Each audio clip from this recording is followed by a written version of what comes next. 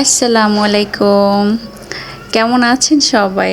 আমি আলহামদুলিল্লাহ আল্লাহর রহমতে এবং আপনাদের দোয়ায় বেশ ভালো আছি। আপনারা দেখছেন বাংলাদেশি ব্লগার মাম হাফসা বরিশাল থেকে। ভিডিওটি গত ভিডিওর যেখান থেকে শেষ করেছি ঠিক সেখান থেকে শুরু করেছি। গত ভিডিওতে বলেছিলাম যে বাবার বাড়িতে যাব, তো সেজন্য প্যাকিং করেছিলাম।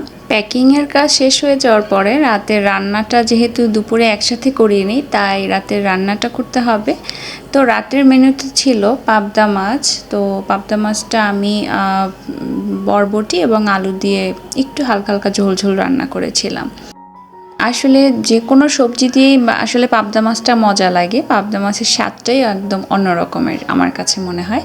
তবে পাবদা মাছ কিন্তু সবথেকে বেশি ভালো লাগে আমার কাছে বেগুন আলু দিয়ে। একদম জাস্ট মানে মোহনীয় একটা বিষয়।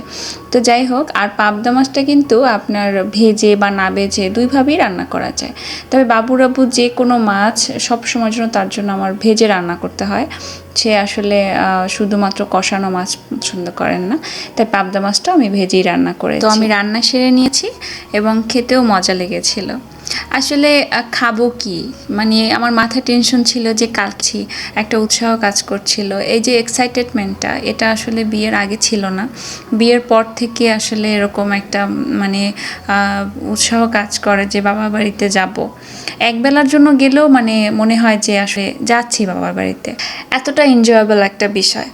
তবে শ্বশুরবাড়িতে গেলে এরকমটা খুশি লাগে না, তবে খারাপও লাগে না, কারণ ওখানে আমার যারা পরিবার আছেন তারাও আমার জন্য খুব একটা মানে হ্যাপি প্লেস বলা যায়। কিন্তু বাবার বাড়ির বিষয়টা একদমই আলাদা, তাই আসলে প্রত্যেকটা মেয়ের বেলাতেই হয়। কোথাও যদি লং টাইমের জন্য আমি বেড়াতে যাই, তাহলে সবার আগে আমি কিচেনটা আগের দিন পরিষ্কার করে নিই, তারপরে সে তেলাপোকা এবং পিঁপড়ার। তার কারণ হলো এই যে উপদ্রবটা, এদের মনে হয় যেন বাসাটা তাদেরই।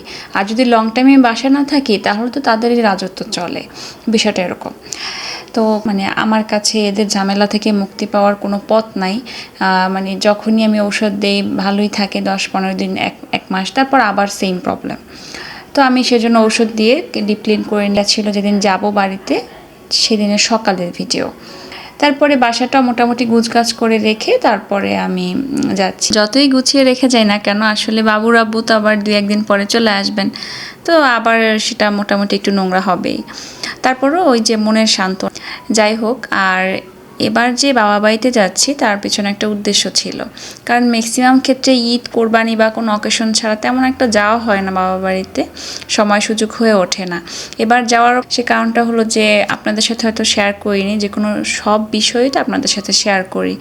তো ভাবছি এটাও বলে রাখি, সেটা হলো যে বাবুর আব্বু আর দেশে থাকছেন না, উনি বাহিরে চলে যাবেন। তাই একটু মানে জাস্ট সব কিছু ঝামেলা রেখে একটু রিফ্রেশের জন্য মোটামুটি যত রিলেটিভ আছে সবার বাসায় যাওয়ার চেষ্টা করছেন উনি, কিন্তু আসলে সময় হয়ে উঠছে না।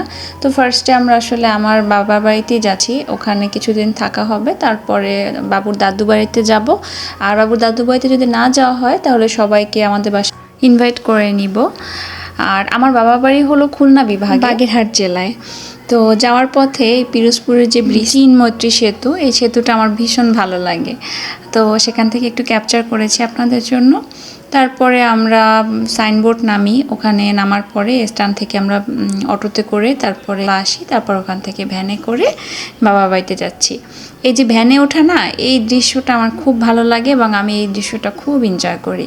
আশেপাশের সব কিছু কেমন যেন স্বচক্ষে কেমন যেন আমার কাছে খুব ভালো লাগে ভ্যানে উঠতে আর নৌকায় উঠতে, এই দুটো জিনিস আমার কাছে খুব ভালো লাগে। তো যাওয়ার পথে আমাদের এখানে একটা সেতু বাজে, ছোট একটা সেতু, সাঁকো বলা, পাড়িয়ে যাচ্ছি। আমার ছোট ভাই, বড় ভাই বলতে আমার মেজো ভাই আমার পরে, কারণ আমিই বড়। তো ওরা আমাদেরকে নিতে আসছে ভ্যান নিয়ে। তো ওর ছোটো মামাকে বেশি পছন্দ করে এবং ওকে খুব আদর করে। তো ওকে দেখে অনেকদিন পর খুব খুশি হয়েছে। ওর হাসি দেখে হয়তো আপনারা বুঝতে পেরেছেন, কারণ আমার ছোট ভাই আবার থাকে মাদ্রাসায়, ও হাফিজিয়া মাদ্রাসায় পড়ে, যার সূত্রে আসলে ওর সাথে যখন আমরা বাড়িতে যাই তখন অনেক সময় দেখা হয়, আবার যখন ও যায় তখন আবার আমরা যাই না। তো বিষয়টা এরকম হয়ে যায়, তাই লং ডিস্টেন্স সাথে আসলে আমাদের সাথে দেখা হয়। তো বাসায় গিয়ে দুপুরের খাওয়াটা সেরে নিয়েছি। আসলে একটু লেট করে খাওয়া হয়েছে, কারণ আমরা গিয়েছিও দেরি করে। আর বাসা থেকে নামছি পর থেকে এখন পর্যন্ত মানে সর্বত্রই বৃষ্টি বিরাজমান এরকম অবস্থা। তো বাসা আসার পর আসলে বেশি বৃষ্টি পড়ছিল, আর টিনের চালে বৃষ্টি মানে একদম একটা খুব সুন্দর একটা দৃশ্য। এটা দেখে আর হাত না বেজিয়ে পারলাম না, আমি বৃষ্টি দেখলেই হাতে পানি নিতে মন চায়, তো সেটাই করছিলাম, দুষ্টুমি। আসলে ভিডিও রিলেটেড কথাবার্তা বলতে বলতে আপনাদের কাছে আমি একটা ইম্পর্টেন্ট কথা বলতে কিন্তু ভুলে গিয়েছি। সেটা হলো, যারা ভিডিওটি দেখছেন এবং এখন পর্যন্ত আমার সঙ্গে রয়েছেন, প্লিজ একটি লাইক করে দিবেন, এবং যারা আমার ভিডিওতে নতুন এসেছেন আজকে, অবশ্যই চ্যানেলটিকে সাবস্ক্রাইব করে দেবেন এবং পাশে থাকা বেল আইকনটি প্রেস করে দিবেন। ওকে। আর এটা ছিল রাতের মেনু। মা আমাদের জন্য হাঁসের গোশ আর রুটি পিঠা করেছে। এটা হচ্ছে না, এটা কিন্তু টুপি রুটি পিঠা, আর পাশেটা নর্মালি। তো দুটোই অনেক স্বাদ। যাই হোক, খেয়ে নিচ্ছি আর আপনাদের থেকে এখনই বিদায়। ভিডিওটি আর লং করবো না। সবাই ভালো থাকবেন এবং সুস্থ থাকবেন, এবং আমার পরিবারের জন্য দোয়া করবেন, এবং আপনাদের পরিবারের জন্য অসংখ্য দোয়া থাকবে। আল্লাহ হাফিজ। আসসালামু আলাইকুম।